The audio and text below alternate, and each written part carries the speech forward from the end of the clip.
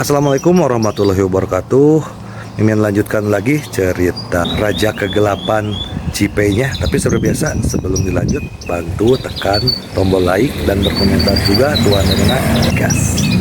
Bab 1149 Tuan. Mohon tenang saja, Ruoshi, kamu tidak perlu takut pada apapun. Jika Jifei tidak nyaman untuk menanganinya, aku akan menangani masalah ini sendiri. Seng Lingyun mengatakannya dengan sangat tegas dan mendominasi. Kalau kita tidak tahu bahwa Seng Lingyun tidak menguasai ilmu bela diri, semua orang akan mengira dia adalah jago bela diri. Itulah sebabnya dia begitu percaya diri dan mendominasi. Li Ruoshi menatap Seng Lingyun, matanya penuh kebingungan. Seng Lingyun tidak mengatakan bahwa Hongmen adalah pendukungnya. Faktanya, Xiao Hongyan sudah hidup, dan sekarang Hongmen menjadi milik Jifei. Itulah mengapa saya begitu percaya diri. Huo Lei tidak mengatakan apa-apa, tetapi ekspresinya jelas serius. Dia sama khawatirnya dengan Li Ruoshi. Sebaliknya, Longkir menatap Jifei dengan tatapan tak berperasaan. Kamu memintaku mengenakan pakaian anak sekolah. Apakah kamu ingin menikmati hidup selagi bisa? Engah, awalnya, beberapa orang itu membicarakan hal-hal serius. Tetapi kata-katanya segera membuat tiga wanita lain di tempat kejadian menatap Jifei dengan bingung. Li Ruoshi, khususnya, sangat tersipu sehingga dia ingin merangkak ke dalam tanah. Apa artinya? Apakah Jifei juga suka bermain peran? Ini Seng Lingyun dan Huo Lei tampak melihat harapan di mata mereka, dan keduanya merasakan mata mereka cerah. Jifei masih berpikir tentang bagaimana menjawab dan menghibur Li Ruoshi, tetapi kata-kata Longkir hampir membuatnya muntah darah. Panggilan, Jifei menarik napas dalam-dalam dan menatap Longkir. Menurutku kamu hanyalah gadis tersesat yang kepalanya penuh sampah. Apa yang kau bicarakan? Aku baik-baik saja. Tidakkah kau mengerti? Lagi pula, bukankah kau sudah mengingatkanku untuk membawanya? Apakah menurutmu aku harus membawanya? Longkir berteriak keras karena tidak puas. Jifei mengangkat tangannya dan menyeka dahinya yang dipenuhi keringat dingin yang tak berdaya. Ketika dia datang ke Qingzhou, dia ingin memverifikasi apakah keluarga Duan benar-benar seperti yang dikatakan Chen Gu. Mengira keluarga Duan suka mencari perawan di mana-mana demi memenuhi keperluan bela diri keluarga Duan. Dia ingin memastikannya secara nyata. Li Ruoshi dan yang lainnya bukanlah wanita yang mau bekerja sama, jadi mereka memikirkan Longkir. Gadis kecil Longkir sangat penurut dan sangat siap. Tetapi dia tidak menyangka bahwa gadis kecil itu mengira itulah yang dia inginkan dan sukai, yang mana agak membuat depresi. Saat Jifei bertemu Duan Feng di pesawat dan melihat dia berinisiatif mengejar Huo Lei bahkan melecehkan Huo Lei, dia memutuskan untuk tidak mencobanya karena sudah terbukti kalau keluarga Duan memang seperti ini. Sekarang, Longkir yang tampaknya ingin menggunakan seragam sekolah ini. Aku malah merasa ingin muntah darah karena diriku sendiri. Li Ruoshi dan dua wanita lainnya masih menatap Jifei, bertanya-tanya apa maksudnya. Jifei menatap Shao Ziji yang sedang menyetir untuknya dan tidak berbicara sepatah kata pun. Lalu berkata, "Berkendaralah ke pinggir jalan untukku. Biarkan dia berganti ke seragam sekolahnya dan berdiri di jalan." Shao Ziji mundur ketakutan dan tidak berani bicara. Namun, dia melihat keempat wanita di kursi belakang melalui kaca spion dan berpikir, apakah ketua aula benar-benar tega melakukan hal ini? Sialan Jifei, apa yang kau bicarakan? Apa kau pikir semua orang sebejat dirimu saat mencari wanita? Longkir hampir bertanya langsung pada Jifei apakah dia akan menerima tawaran itu atau tidak. Jika dia melakukannya, dia akan memberikannya padanya. Li Ruoxi memelototi Ji Fei. Jangan marah, Ke'er.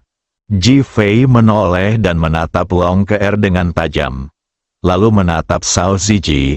Awalnya aku berencana untuk menyelidiki perbuatan jahat keluarga Duan.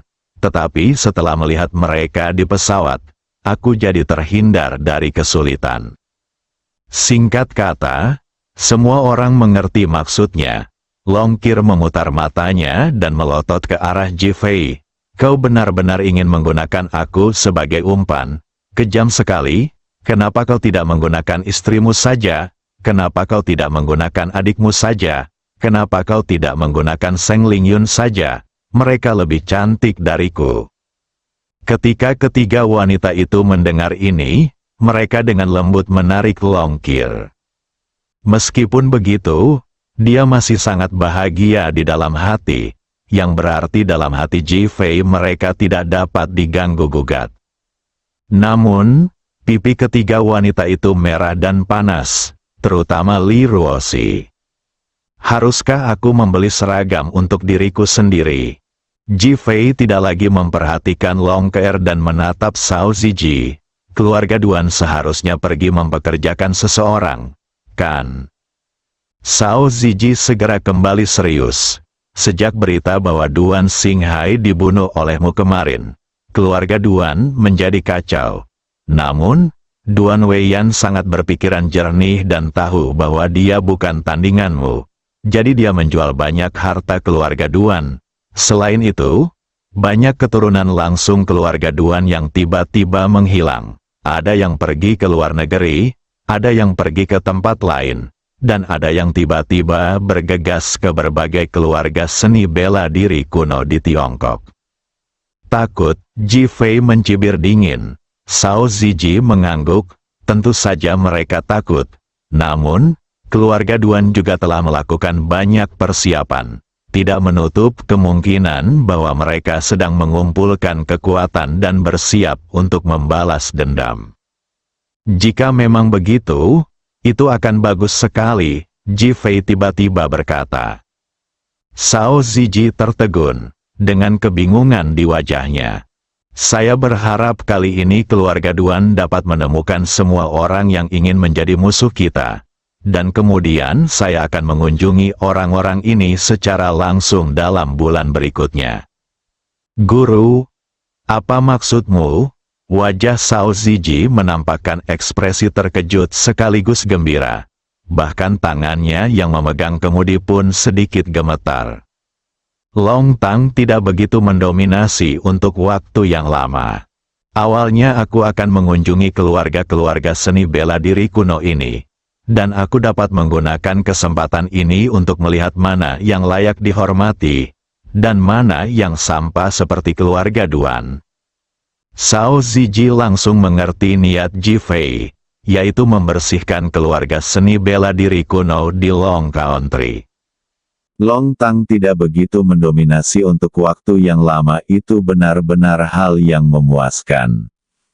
Bersemangat, bersemangat, pada saat ini, Li Ruoxi, Seng Lingyun dan Huo Lei akhirnya mengerti mengapa Ji Fei berkata bahwa dia akan menemani mereka bepergian di masa depan. Ini bukan perjalanan, tetapi dia ingin berkeliling mencari masalah dan membunuh orang.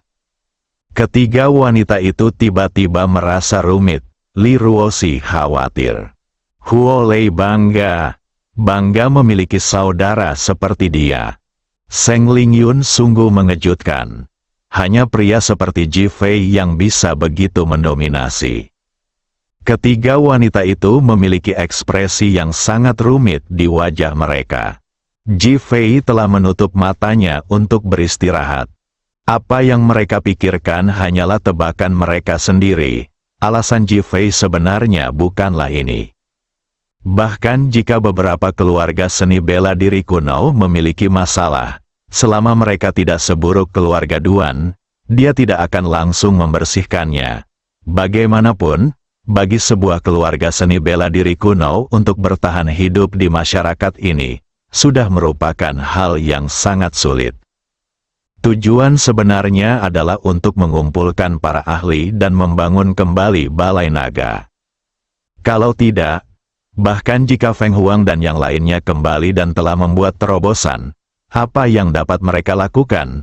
Lagi pula, jumlahnya terbatas. Keluarga seni bela diri kuno ini semuanya penuh gairah. Dan jika mereka bergabung dengan Dragon Hall, mereka akan menjadi kekuatan yang berbeda. Ide ini sebenarnya terinspirasi dari apa yang disampaikan klan Tang tentang ide pendirian Dragon Hall saat itu. Adapun keberadaan seperti keluarga Duan, jika kami menjumpai mereka, dengan sendirinya kami akan membersihkan mereka dan tidak memberi mereka kesempatan untuk bertahan hidup. Mereka adalah parasit dari kerajaan naga. Atur beberapa rencana perjalanan untukku selama 3 hari ke depan. Ji Fei tiba-tiba mengatakan sesuatu yang tidak relevan. Cao Ziji tersadar dari keterkejutannya. Tuan, harap tenang. Bab 1150. Apakah lelaki tua itu sangat kuat? Dalam 3 hari berikutnya, Ji Fei benar-benar tidak menipu keempat wanita itu. Setiap hari ia mengajak mereka mengunjungi tempat-tempat indah di Qingzhou, tempat-tempat jajanan khas, dan pusat perbelanjaan besar. Keempat wanita itu semuanya bersenang-senang, lelah, dan bahkan menjadi gila. Tampaknya mereka telah melupakan konflik yang mereka alami dengan keluarga Duan di bandara, dan terlebih lagi, mereka telah melupakan janji dengan keluarga Duan untuk mengunjungi Qian Chongmen 3 hari kemudian. Sekitar pukul 6 sore hari ketiga, Ji Fei membawa keempat wanita itu kembali ke Hotel Qingzhou. Mobil kelima orang itu berhenti, dan petugas keamanan segera melangkah maju dan membuka pintu, menunjukkan rasa hormat yang besar. Ji Fei dan 4 orang lainnya keluar dari mobil, dan petugas keamanan membungkus 90 derajat dan menyambut mereka masuk ke hotel. Sudah seperti ini akhir-akhir ini dan Ji Fei sudah terbiasa dengan hal itu. Dia pernah mengatakan pada Cao Ziji bahwa dia tidak perlu melakukan ini dan tidak membutuhkan pertunjukan seperti itu. Tetapi Cao Ziji tetap melakukannya. Dia juga mengerti bahwa ini adalah niat Cao Ziji, dan kemudian dia terlalu malas untuk mengatakan apapun.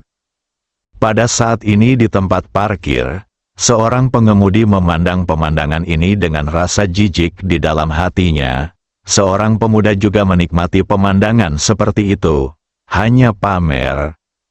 Tunggu sebentar, orang tua kita datang. Bukankah penjaga keamanan akan berlutut untuk menyambutnya? Dia mencibir dalam hatinya dan melihat ke arah pintu masuk hotel, menunggu orang-orang datang. Ji Fei dan keempat orang lainnya tidak tahu apa yang dipikirkan pengemudi itu. Mereka juga tidak peduli. Begitu mereka memasuki lobi, mereka mendengar pertengkaran yang datang dari meja resepsionis.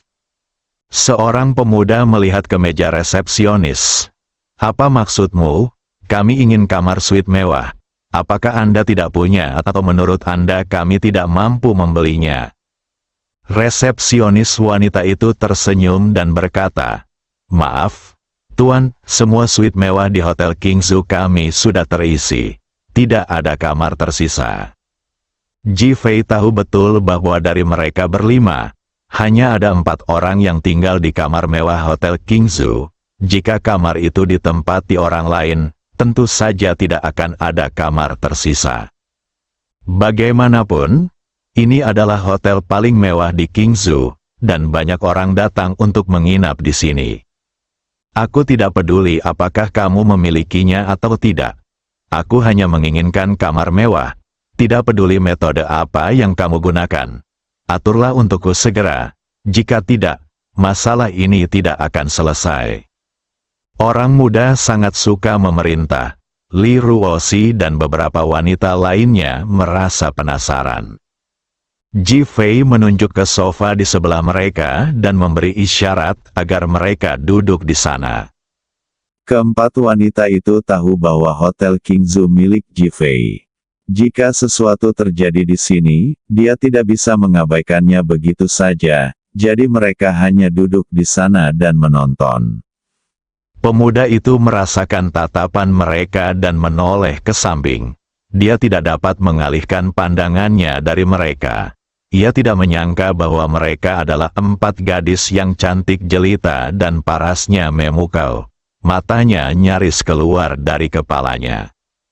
Aku sudah memutuskan dalam hatiku bahwa aku akan pergi menemuinya untuk menyapa dan mencoba mengenalnya. Hal ini membuatnya makin bersemangat. Kalau dia mempermalukan dirinya sendiri di depan resepsionis, bukankah dia akan sangat malu? Aku beritahu kamu, kakekku adalah kepala keluarga Han Disu. Merupakan suatu kehormatan bagimu bahwa dia datang ke sini dan menginap di Hotel Kingzu milikmu. Aku tidak tahu berapa banyak orang Disu yang ingin bertemu kakekku, tetapi itu lebih sulit daripada naik ke langit, apalagi menginap di hotel. Dia sengaja mengungkapkan identitasnya untuk menarik Li Ruoxi dan keempat wanita lainnya. Melihat Ji Fei di sini, resepsionis merasa lebih percaya diri dan tidak ingin mempermalukan Ji Fei. Dia terus berkata sambil tersenyum, "Tuan, saya minta maaf, itu benar-benar tidak mungkin. Semua suite mewah di Hotel Kingzu kami sudah terisi." Pemuda itu merasa paru-parunya hendak meledak. Dia telah berpura-pura tenang dan berteriak untuk waktu yang lama. Tetapi pada akhirnya, pihak lain tetap mengatakan hal yang sama.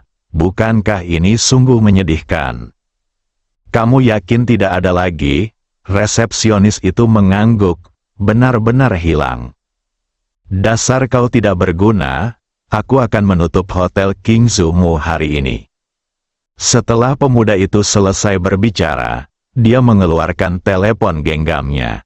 Tepat pada saat itu, terdengar suara dari pintu, "Silakan masuk, orang tua." Seorang lelaki tua dengan rambut dan janggut putih berjalan menuju pintu. Tetapi petugas keamanan hanya berdiri dan tidak bergerak.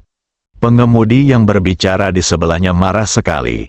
"Hai orang-orang buta, tidakkah kalian melihat ketua sekte kita datang?" Dia mengumpat dan mengumpat dengan sangat marah. Petugas keamanan di sebelahnya tercengang. Wah! Sopir Han Cheng tiba-tiba melangkah maju tanpa peringatan dan menamparkan petugas keamanan 2 kali. "Sialan, tuan kita ada di sini, dan kamu bahkan tidak berlutut untuk menyambutnya." Petugas keamanan itu baru saja bangun pada saat ini, dan tidak hanya memarahi dirinya sendiri tetapi juga memukul dirinya sendiri. Wajahnya langsung dipenuhi kemarahan. "Kamu benar-benar memukul seseorang. Apa salahnya memukulmu? Apa kamu tidak yakin?" Ledakan, Han Cheng menendang petugas keamanan itu lagi. Resepsionis di kamar melihat dan mengangkat telepon untuk menelepon Sao Ziji.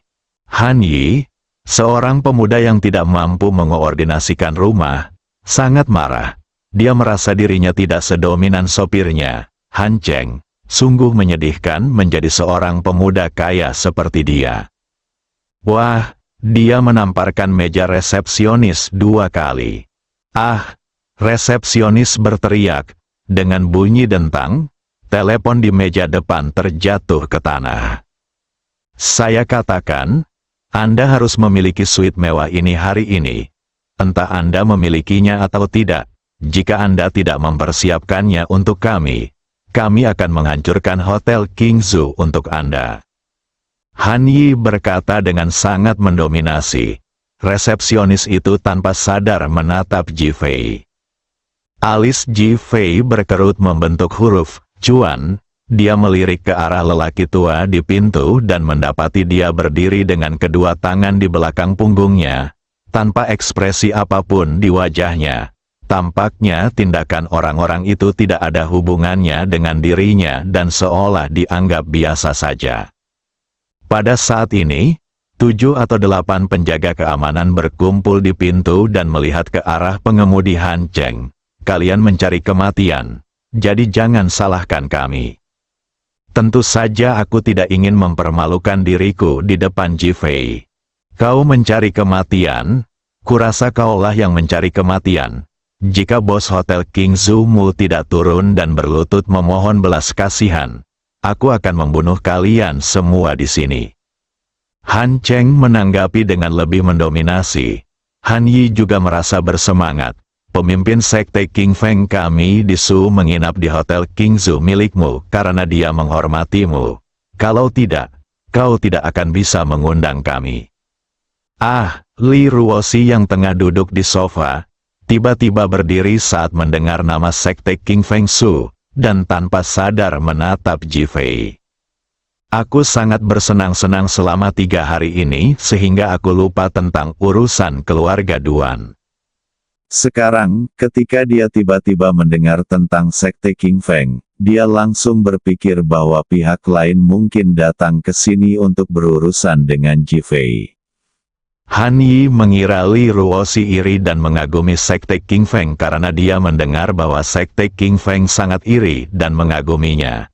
Dia merasa lebih gembira lagi dan menatap Li Ruoxi yang cantik sambil tersenyum yang menurutnya sangat anggun.